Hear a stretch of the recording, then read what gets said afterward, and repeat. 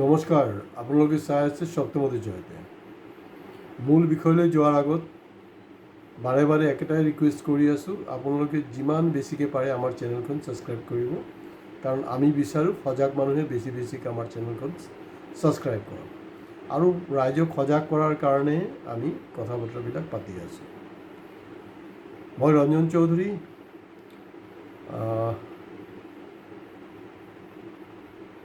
এই কলিকতাত যোনটো ঘটনা হ'ল, তাত যোনটো ধৰ্ষণৰ ঘটনাটো হ'ল, এইটো এনেকুৱা এইটো ফাৰ্ষ্ট ঘটনা নহয়, এইটো বহুত আগৰ পৰা ধৰি লওক হৈছে।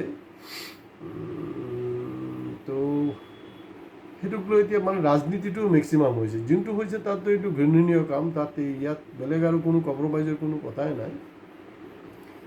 গোটেই আন্দোলনটো আছিলে একচুৱেলি পিপুলছ মুভমেণ্ট আছিলে। পিপুলছ মুভমেণ্টটোক এতিয়া বিজেপিৰ ফালে ল'ব খুজিছে। আৰু তাতকৈও ডাঙৰ কথা হ'ল যে আৰ.জি. কৰৰ ওপৰতে মই ইয়াত আগতো আমাৰ চেনেলে এপিছ'ড কৰিছে, কিন্তু আৰু কৰিবলৈ মন নাছিলে বাৰু, আৰু বেলেগ বিষয় আছে, কিন্তু এতিয়া আৰু উপায় নাই। ৰাষ্ট্ৰপতি ডাঙৰীয়ানী, একচুৱেলি ইয়াৰ আগত মই প্ৰধানমন্ত্ৰীৰ ওপৰত মই প্ৰবন্ধ লিখিছোঁ, প্ৰধানমন্ত্ৰীৰ ওপৰত মই এপিছ'ডো কৰিছোঁ।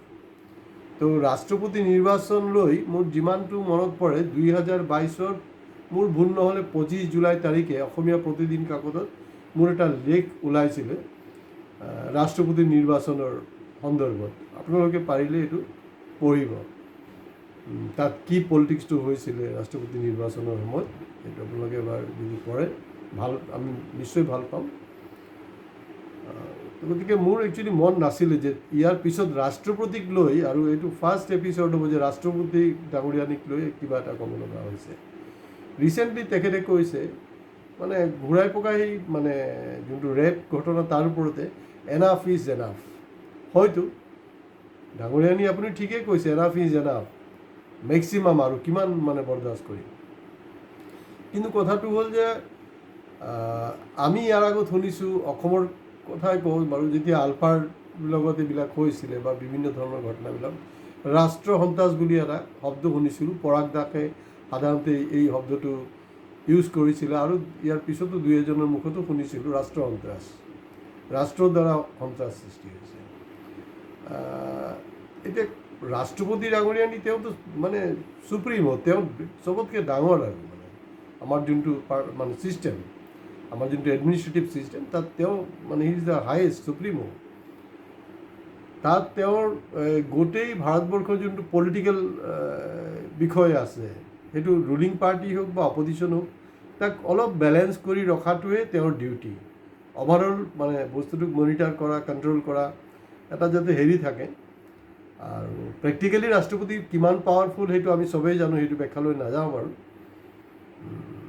তো এনাফ ইজ এনাফ বুলি কৈছে, আৰু সেইদিনাখনেই ক'লে ৰাষ্ট্ৰ সন্ত্ৰাস। সেইটো কাৰণে ক'লোঁ যে এইটো কি ৰাষ্ট্ৰৰ যিজন প্ৰধান মানে মেইন মানে চুপ্ৰিমো প্ৰেচিডেণ্ট, তেখেতে সেইদিনাখনেই ক'লে, যোনদিনাখন নেকি বিজেপিয়ে বন্ধ মাতিছিলে ৱেষ্ট বেংগলৰ আৰ.জি. কৰ ইনচিডেণ্টক লৈ। এতিয়া দেখা গৈছে যে আৰ.জি. কৰ ইনচিডেণ্টৰ ভিক্টিমৰ যে মা দেউতা, তেওঁলোকে কৈ আছে যে প্ৰতিবাদ হ'ব লাগে, মোৰ ছোৱালীৰ বিচাৰ পাব লাগে, সেইটো ইমানলৈকে ঠিকেই আছে, কিন্তু সেইটোক লৈ বন্ধ হিংসা সেইটো আমি কেতিয়াও বিচৰা নাই।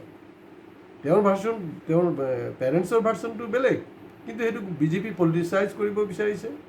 আৰু ঠিক সেইদিনাখনেই এনাফ ইজ এনাফ বুলি কৈছে।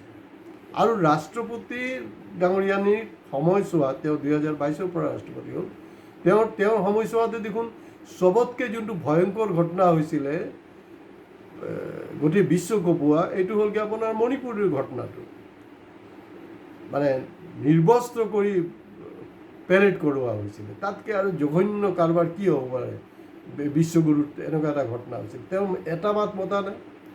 আৰু ৰিচেণ্টলি মহাৰাষ্ট্ৰৰ যোনটো ঘটনা হৈছে, 4 বছৰীয়া দুইজনী ছোৱালীৰ লগত যোনটো কাণ্ড হৈছে, মই এইবিলাক বেছি ক'বলৈ ভাল নাপাওঁ, জাষ্ট এটা হিংসে দিছোঁ।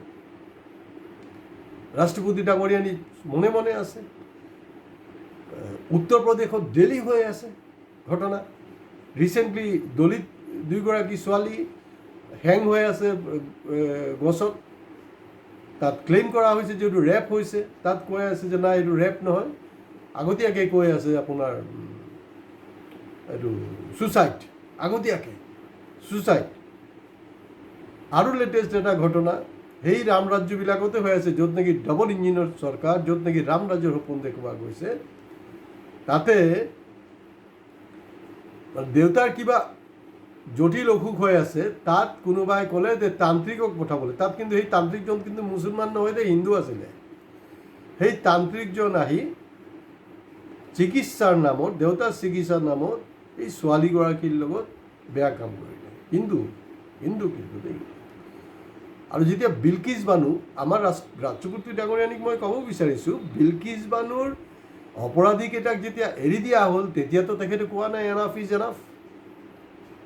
আৰু এটা অদ্ভুত কাৰবাৰ, এটা ট্ৰেণ্ড আপোনালোকে চাব, যেতিয়া আপাৰ কাষ্ট হিন্দুৱে সাধাৰণতে ৰেপৰ যোনটো ৰেচিঅ' ঘটনা, সেইটো হ'লগৈ আপোনাৰ চাব যে দলিত পিছপৰা মানুহৰ ওপৰতে, মানে মানুহবিলাকৰ ওপৰতে হয়। আৰু যিবিলাক আপাৰ কাষ্ট হিন্দু আছে, তেওঁলোকে ভাবি লয় যে এইটো আমাৰ জন্মসিদ্ধ অধিকাৰ। তেনেকুৱাতো হ'ব নোৱাৰে নহয়। কোনো এটা ঘটনাত তেখেতে একো নক'লে। তাৰোপৰি আপোনালোকে জানে নিশ্চয় যে ঝাৰখণ্ডতো আমাৰ দেখোন অসমৰ মুখ্যমন্ত্ৰীও গৈছে, তাত অমুক কৰিব লাগে, তমুক কিবা কিবি, নিজৰ ৰাজ্যখন চম্ভালিব পৰা নাই তেওঁ। এই ঝাৰখণ্ডত গৈ যিমান মানে উচতনিমূলক কাৰবাৰ কৰিব লগা আছে, সেইটো শিবু চৰেণৰ পাৰ্টিৰ পৰা বেলেগ মানুহক লৈ অহা, সেইবিলাক তেওঁ কাম কাৰ্য চলাই আছে। তেওঁ নিজে নিজৰ ৰাজ্যখন চলাব পৰা নাই। আৰু ৰাষ্ট্ৰপতি ডাঙৰীয়ানী, আপুনি চাগে পাহৰিছে দেই, মোৰ যদি ভুল নহয়, আপুনি এটা সময়ত কিন্তু ঝাৰখণ্ডৰে আছিলে, ৰাজ্যপাল আছিলে। আপুনি কিন্তু এই মুহূৰ্তত ঝাৰখণ্ডৰ ৰাজ্যপাল নহয়, আপুনি ভাৰতৰ মহামহিম ৰাষ্ট্ৰপতি। আপোনাৰ মুখত এইবিলাক শোভা নাপায়। এনাফ ইজ এনাফ, আমিও কৈ আছোঁ এনাফ ইজ এনাফ। এইটোৰ শাস্তি হ'ব লাগে, এটা ছিষ্টেম হ'ব লাগে। কিন্তু আপোনাৰ এই ধৰণৰ বস্তুটো, কিন্তু আপুনি এজন মহিলা ৰাষ্ট্ৰপতি, খুব ৰেয়াৰ আমাৰ মহিলা ৰাষ্ট্ৰপতি আছে, তাৰে মাজতে আপুনি এজন। কিন্তু তাৰপিছতো আপোনাৰ মুখৰ পৰা এনেকুৱা কথা বতৰা মানে আমি আশা কৰা নাই। আপোনাৰ ডিউটি হ'ল গোটেই পলিটিকেল ছিষ্টেম, ৰুলিং পাৰ্টি হওক বা যি হওক, মই যোনটো কৈ আছিলোঁ, বেলেঞ্চ কৰা। কিন্তু এই বেলেঞ্চ কৰিবলৈ আপুনি পাহৰি আছে। গতিকে ৰাষ্ট্ৰপতি মহোদয়, আপোনাৰ অনুৰোধ, আপুনি আপোনাৰ যোনটো পদবী, সেইটো মৰ্যাদাটো ৰক্ষা কৰক। আজি ইমানতে শেষ কৰিছোঁ। ধন্যবাদ।